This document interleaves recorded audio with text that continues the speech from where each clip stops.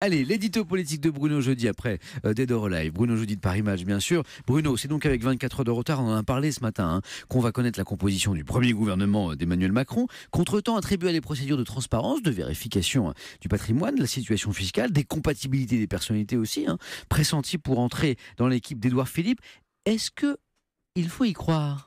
Bon alors d'abord Samuel, personne n'avait demandé à Emmanuel Macron de fixer un calendrier précis. C'est l'Élysée qui s'est piégé en annonçant dès dimanche nomination du Premier ministre lundi, du gouvernement mardi, du Premier Conseil des ministres mercredi. À l'arrivée, tout a été décalé. À vrai dire, ce n'est pas dramatique, mais à vouloir trop jouer avec l'image parfaite, à vouloir être le maître des horloges, on finit par se lier les mains inutilement.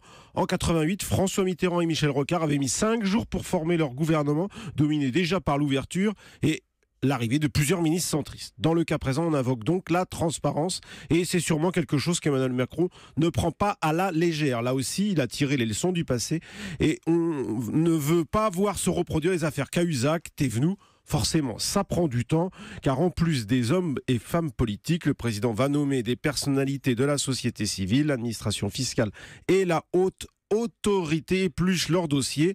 Macron, qui a fait campagne sur la moralisation de la vie politique, ne peut pas se permettre le moindre faux pas. Bruno, forcément, on se pose la question, ce délai supplémentaire n'est-il pas aussi lié à des considérations politiques, à des difficultés de dernière minute? Ne soyons pas naïfs, Emmanuel Macron a fixé tellement de critères: rajeunissement, renouvellement, personnalité de droite, de gauche, du centre, des marcheurs de la société civile. Si vous ajoutez la parité et le tout dans un gouvernement resserré, l'équation Macron tourne au casse-tête. Et puis Samuel, Emmanuel Macron attend que l'hameçon plongé lundi chez les Républicains attire les petits et gros poissons de droite. L'hameçon jus, c'est le jupéiste Édouard Philippe, et plusieurs personnalités auraient mordu, dont Nathalie Kosciusko-Morizet. Bruno, dites-nous, pourquoi est-il si important ce premier gouvernement? Parce que Emmanuel Macron peut le modifier après les législatives. C'est la vitrine pour les législatives.